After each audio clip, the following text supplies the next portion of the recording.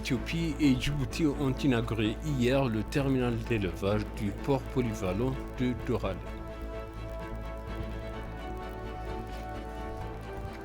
L'Union africaine exhorte les nations à passer des commandes de doses sécurisées.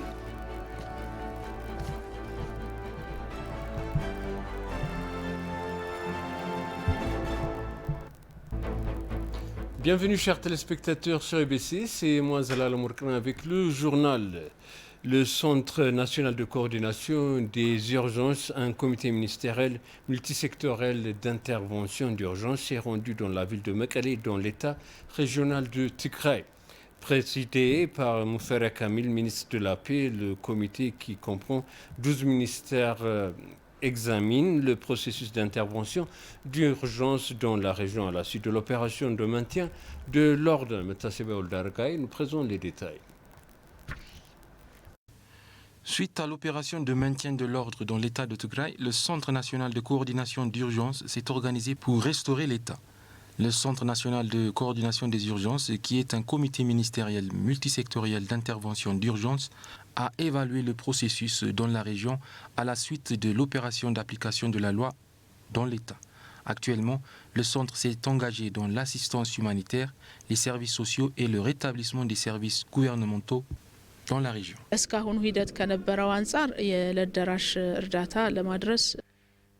Nous avons évalué la fourniture des services médicaux et sociaux et le processus général de réadaptation. C'est encourageant. De l'autre côté, l'administration intérimaire de l'État de Tigray entreprend également des activités pour réorganiser les administrations de districts et de zones afin de fournir correctement les services gouvernementaux au public. Les enjeux fédéraux ont également été évalués, ces efforts du centre pour restaurer le plus rapidement possible les institutions gouvernementales pour le peuple. Nous nous efforçons de restaurer la structure gouvernementale en tant que nouvelle structure en évitant la structure défaillante du TPLF. Par conséquent, maintenant, nous avons finalisé la nouvelle structure gouvernementale au niveau local de la ville de Mekelle. Nous sommes également nommés administrateurs à différents niveaux de zones et de districts de l'État. Le peuple du Tigray nomme ses propres dirigeants. Pour cela et pour tous nos succès, la population de Tigray joue un rôle sans précédent aux côtés du gouvernement fédéral, notamment pour appréhender les criminels responsables. La ministre de la Paix, Moufareh Kamil, a également déclaré sur la base de l'évaluation du comité que des résultats significatifs avaient été obtenus dans le processus général de réhabilitation et dans le rétablissement de la paix et de la sécurité dans la région. ኦፕሬሽኑ ዋና ጉዳዮች ተጠናቀው እንግዲህ ህግ የማስከበር ስራ ተጠያቂ መሆን ያለባቸውን አካላት ተጠያቂ ለማድረግ ወደ ፍትህ. Actuellement, les principales activités de l'opération d'application de la loi sont finalisées. Cependant, nous travaillons activement pour traduire les criminels en justice dans le but de garantir la loi et l'ordre dans tout le pays. Dans le même temps, nous travaillons également pour assurer la paix et la stabilité dans cette région. Relativement, en ce moment, le Tigray est en train de devenir un État régional pacifique à cet égard.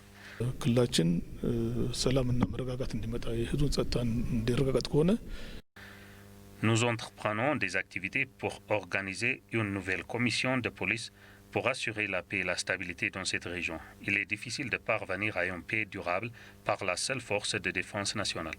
Ainsi, nous entreprenons des activités avec le gouvernement fédéral pour organiser des forces de sécurité régionales en participant à la communauté. À l'occasion, il a été indiqué que le Centre national de coordination des urgences poursuivra son aide humanitaire ainsi que d'autres services sociaux dans l'état de Tigray.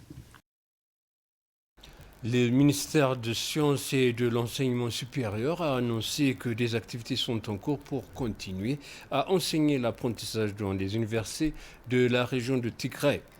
Dire que les universités de Mekelle et Raya, des établissements supérieurs du Tigray, ont jusqu'à présent des étudiants diplômés.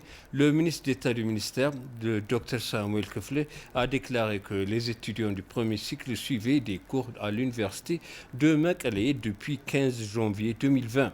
Des hauts fonctionnaires du ministère des Sciences et de l'Enseignement supérieur ont mené des observations à l'université de Mekelle pour évaluer les circonstances dans l'établissement à la suite de l'opération d'application de la loi dans la région.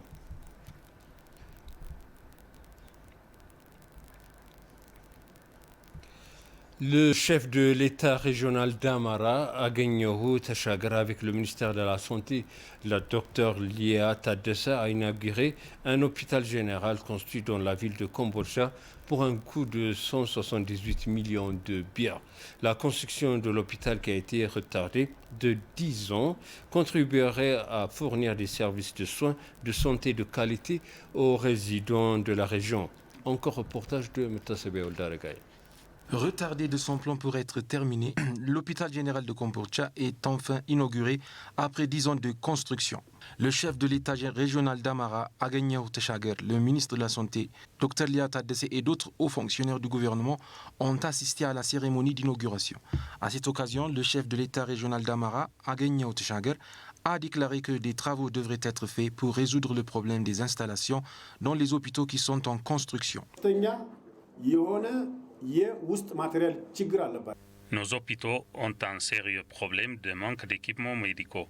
Donc, si nous ne résolvons pas ce problème et que nous disons que les hôpitaux sont inaugurés, c'est du n'importe quoi. Par conséquent, l'honorable ministre de la Santé l'a observé et nous devrions être en mesure de faciliter la résolution de ce problème.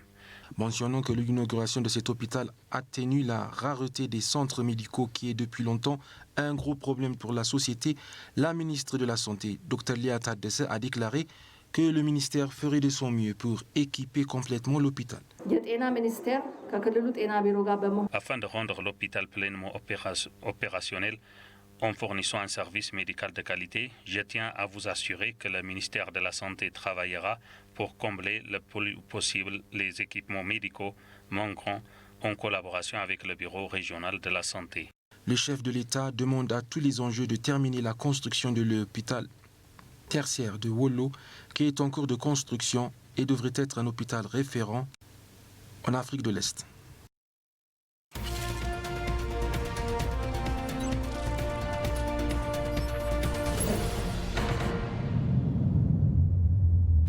Les hauts fonctionnaires de l'Éthiopie et de Djibouti ont inauguré hier le terminal d'élevage d'oral de Porte Polyvalent.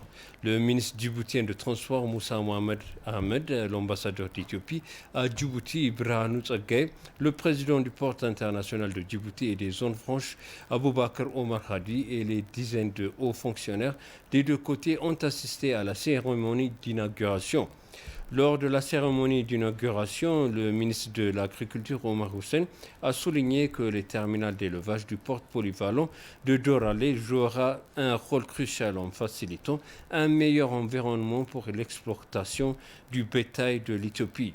Les deux parties ont apprécié les progrès accomplis jusqu'à présent et ont appelé à la nécessité de redoubler d'efforts au niveau d'un comité mixte qui se réunit quotidiennement.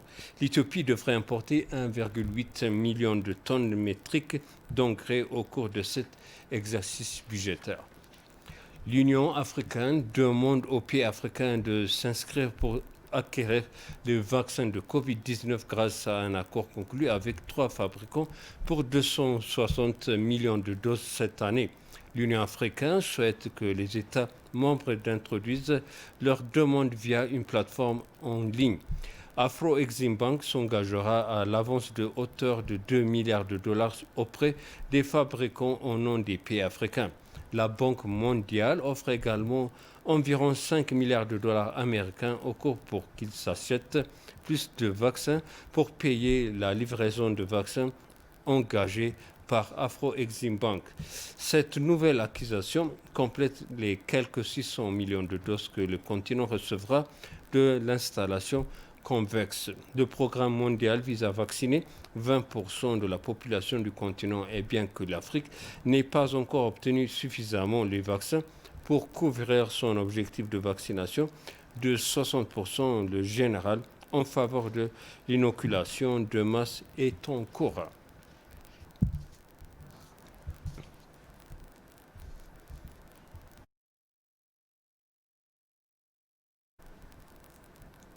Je vous présente les titres principaux.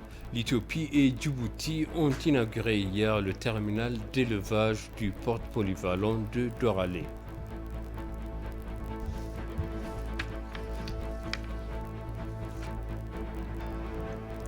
L'Union africaine exhorte les nations à passer des commandes de doses sécurisées.